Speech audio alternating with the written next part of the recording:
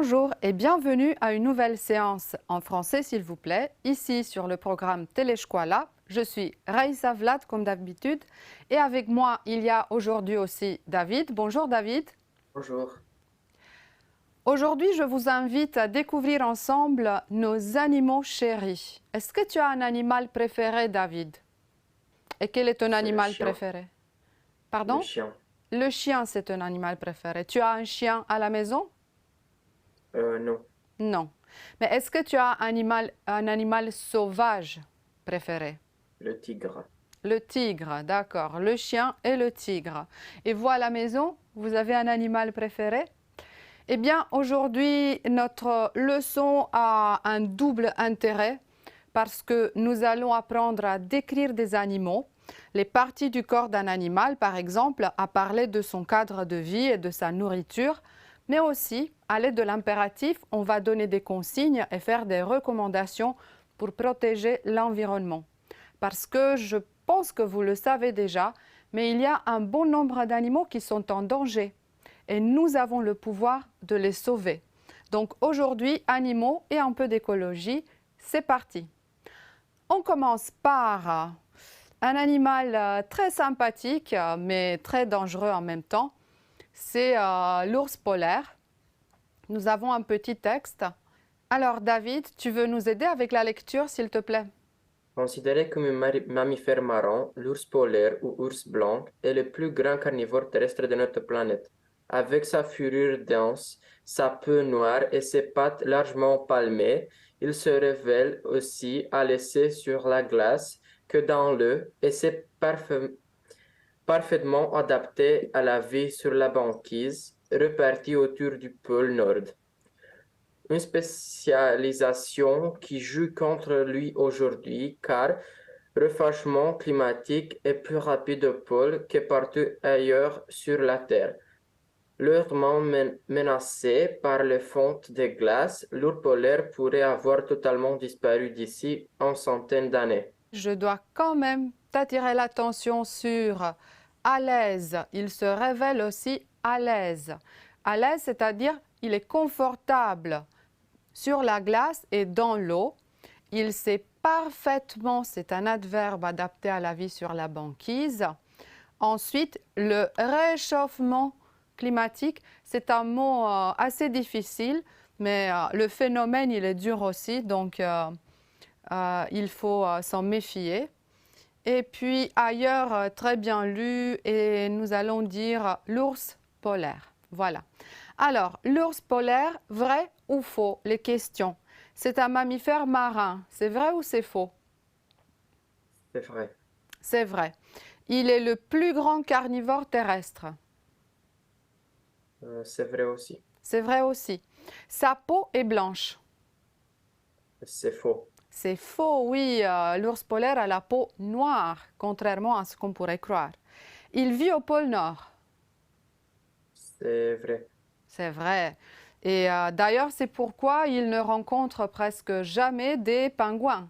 Même si on les voit ensemble dans les films, ils sont assez éloignés les uns des autres. C'est un animal en voie de disparition. C'est vrai. Très bien. Mais il y a bien sûr beaucoup d'autres animaux. David nous a dit ses animaux préférés. Et là, il va nous aider, et vous à la maison aussi. On va essayer de classer les animaux dans la catégorie correcte. Alors moi, j'ai pensé à 3 catégories. Animaux de compagnie, donc animaux qui vivent dans nos maisons, animaux domestiques et animaux sauvages. Bien sûr, il y a des animaux qui peuvent aller dans plusieurs catégories en même temps. Alors, David, le chien, il va où? Dans Animaux quel? de compagnie. Animaux de compagnie, très bien. L'ours brun? Animaux sauvages. Animaux sauvages. Et je viens d'apprendre qu'en Roumanie, il y a le plus grand nombre d'ours bruns d'Europe, j'ai l'impression. Le lion, Sauvages aussi. sauvage aussi. Le tigre, Sauvage. sauvage. Le chat, C'est animaux de compagnie. c'est un animal de compagnie, oui. Le mouton, C'est domestique. c'est un animal domestique qui vit dans une ferme, tout à fait. Le renard. C'est sauvage. Mhm. C'est un animal sauvage qui vit dans les forêts ou bien auprès du Petit Prince. Recommandation de lecture. Le cochon C'est un animal domestique. domestique. La dinde, C'est sauvage. c'est sauvage.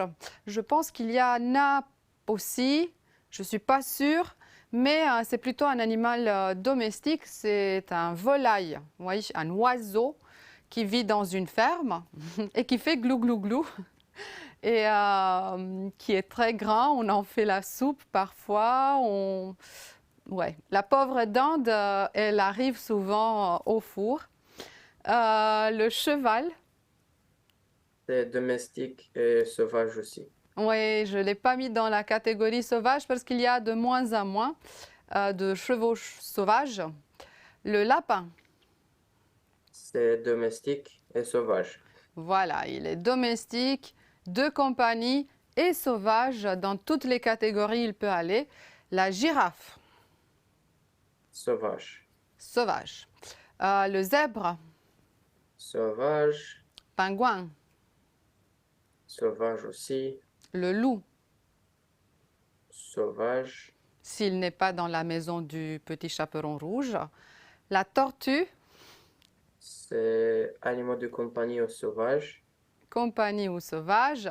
Et le hamster, C'est de compagnie. ouais, c'est un animal de compagnie, c'est comme une petite souris. Voilà, c'était juste un prétexte pour réviser un peu les noms des animaux et les catégories. Et tout cela pour pouvoir aller un peu plus loin. Voilà, c'est un chat. On va essayer de voir quelles sont les parties du corps d'un chat, d'un animal en effet. Alors, notre chat a une tête, un corps, il a aussi des pattes. Et là, au bout des pattes, il y a des griffes. Et si vous avez des chats à la maison, il y a souvent des traces. Ensuite, une queue, une ou deux oreilles.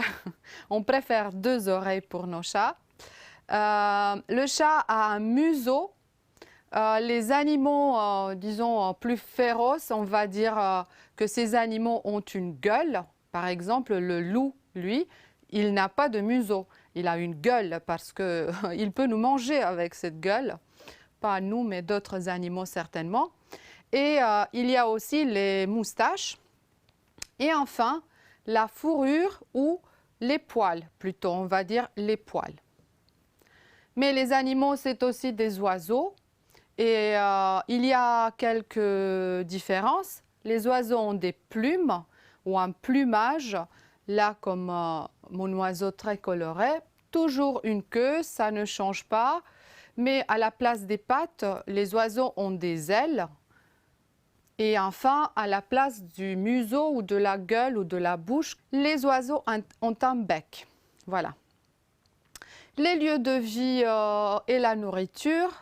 Très vite, un animal peut vivre dans notre maison, si c'est le chat, à la ferme, si c'est une vache par exemple, dans la savane, s'il s'agit d'une girafe, j'aime bien les girafes aussi, dans la forêt, si c'est le loup, au pôle, les animaux polaires comme l'ours blanc qu'on vient de voir.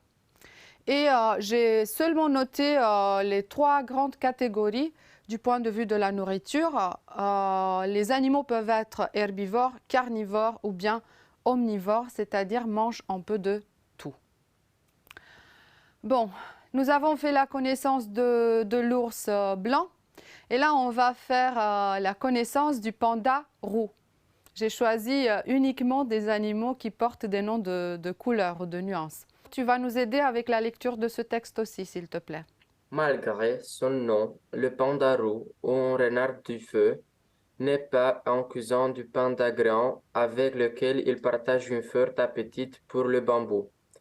Sa fourrure ruse, sa taille et sa manière de se déplacer, la rapprochement plutôt du chat, du raton laveur et la même de l'ours. Solitaire et principalement actif la nuit, c'est dans les forêts de montagne d'Asie que le petit mammifère a élu domicile.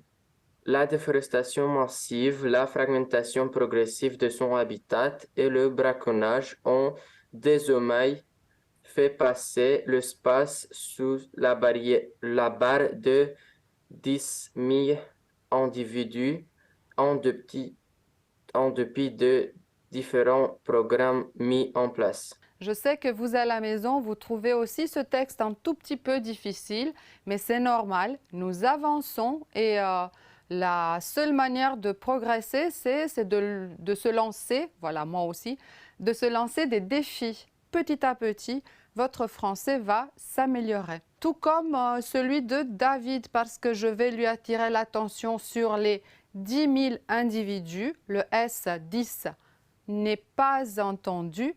Il y a 10 000 individus, en dépit des, et le rapproche plutôt du chat, du raton laveur et même de l'ours. Voilà.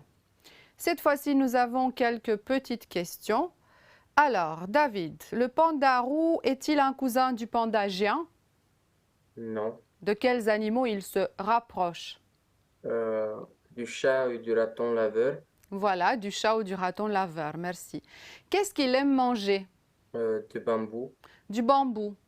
Quel autre animal mange du bambou? le panda géant, Le panda géant, bien sûr. C'est un animal diurne ou nocturne? nocturne. Nocturne. Quelles sont les principales causes de sa disparition? Qu'est-ce qui le menace?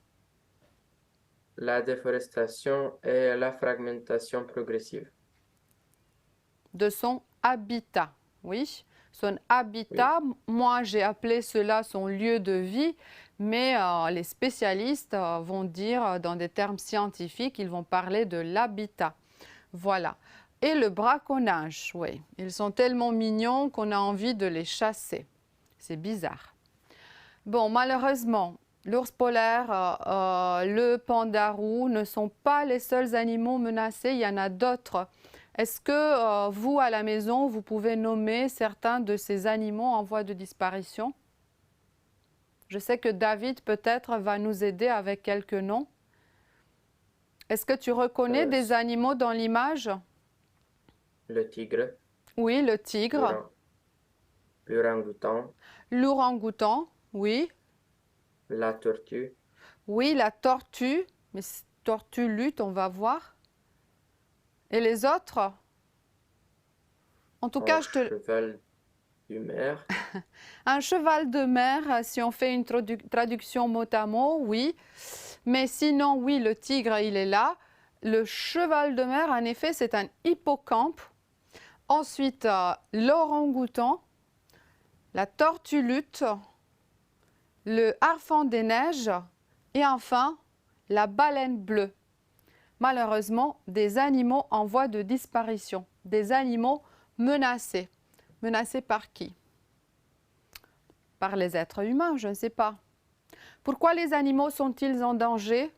À cause de la réduction de leur environnement, de leur habitat, à cause de la déforestation et de la pollution des eaux, à cause de la fonte des glaces. C'était 3 exemples ou 4 qu'on a vus dans les textes que David nous a lus. Eh bien, il y a des solutions. Qu'est-ce qu'on peut faire? Qu'est-ce qu'on peut faire? David, tu veux lire les 3 consignes ou les 3 conseils? Adoptez un comportement responsable, prévenez vos camarades et vos parents et participez à des actions. Voilà, donc mes 3 conseils pour vous, c'est adopter un comportement responsable, prévenez vos camarades, participez à des actions. C'est comme ça qu'on va sauver nos animaux chéris et qu'on les aura à nos côtés pour très très longtemps. Et pour vous donner ces conseils, ces consignes, ces recommandations, ou ben ces ordres, si je veux, j'ai dû employer un mode verbal qui s'appelle l'impératif et qui est fait pour cela, pour donner des ordres, pour des consignes, des ordres, des recommandations. Et là, nous avons un petit tableau. Vous allez voir, c'est un mode verbal très très simple. J'ai des phrases à l'indicatif présent.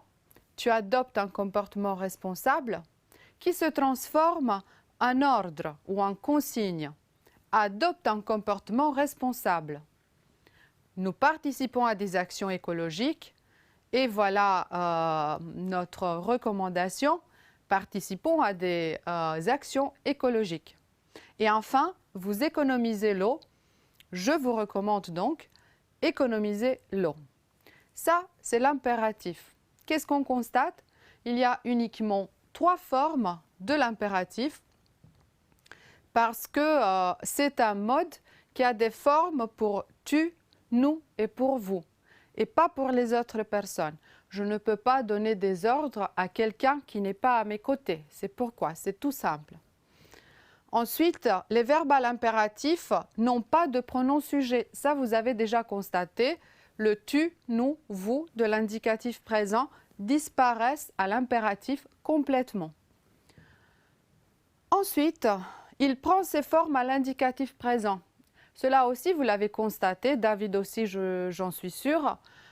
Les formes sont presque identiques. Je dessine, j'adore dessiner sur ce tableau. Tu adoptes, nous participons, vous économisez.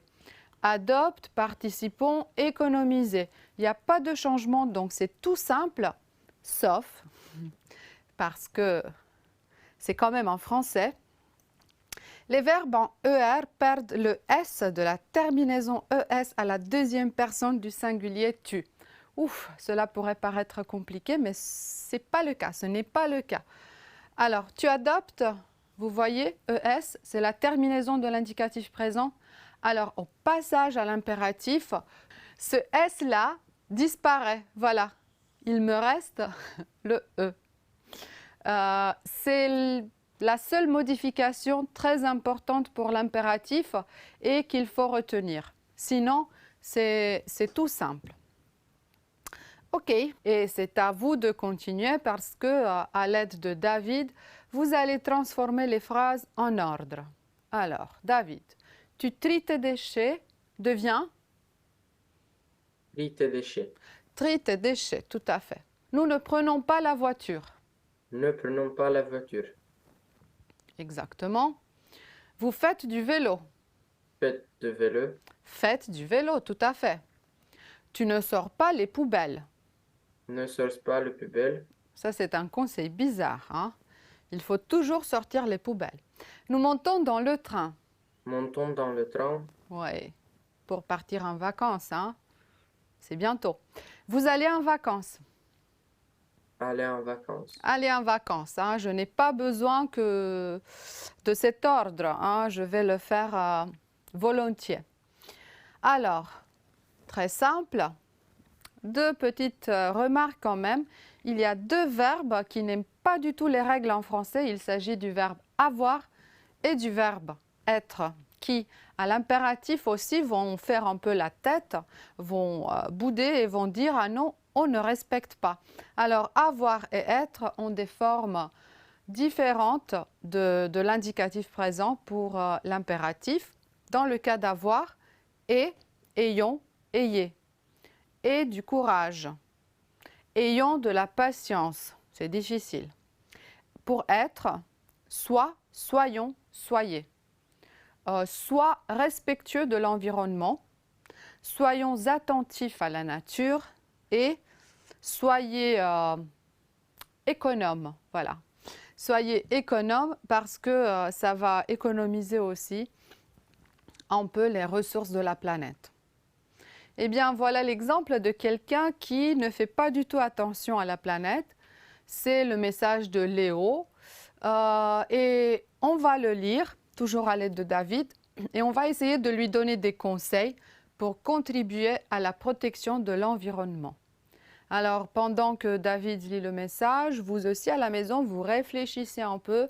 Qu'est-ce qu'on peut dire à Léo pour qu'il soit plus attentif à l'environnement, à la nature? David, tu nous aides. Tous les jours, je vais à l'école en voiture avec mes parents et je rentre en taxi. C'est commode. Le Ok. soir, je prends de longues bancs et je laisse le couler parce que j'adore l'eau chaude. Je ne trie pas le déchet, c'est inutile. Je mange beaucoup de viande, je l'adore. Oh là là, mais ce Léo, il a un comportement horrible. Qu'est-ce qu'on peut lui dire? Il va tous les jours à l'école en voiture. Qu'est-ce qu'on peut lui dire, David? Qu'est-ce qu'il peut faire? Prendre le métro. Prends le métro, oui, prends le métro si tu habites dans une ville où il y a un métro. Ou bien va à l'école à pied ou en bus. C'est plus écologique. Le soir, il prend de longs bains, il aime laisser l'eau couler. Qu'est-ce qu'on peut lui dire, David? Ne prends pas de long bain. Très bien, ne prends pas de longs bains, mais prends plutôt des douches et ferme le robinet. Vous aussi à la maison, j'espère que vous fermez le robinet quand vous brossez vos dents. C'est important pour les poissons, par exemple, pour l'environnement en général. Je ne trie pas les déchets, c'est inutile. Qu'est-ce qu'on lui dit? Trie tes déchets. Trie tes déchets, contribue au recyclage. Est-ce que tu tries tes déchets à la maison, David? Oui. Oui, très bien. Je mange beaucoup de viande, je l'adore. Qu'est-ce qu'on lui dit? Mange de légumes. Oui, mange moins de viande, parce que la production de viande, malheureusement, elle pollue. Voilà. Je ne peux pas vous quitter sans vous laisser avec une petite consigne, recommandation. Voilà, moi aussi j'utilise l'impératif dans mes consignes, vous avez remarqué? Choisissez un animal en voie de disparition et réalisez sa description. Quelle est sa taille? Quelle est sa couleur? Où vit-il? Qu'est-ce qu'il mange? Quelles sont les raisons de sa disparition? Parce que c'est le moment de se séparer, de se dire au revoir, protégez la planète, soyez prudents, économisez l'eau et l'énergie et surtout, revenez me voir pour la prochaine séance. À bientôt!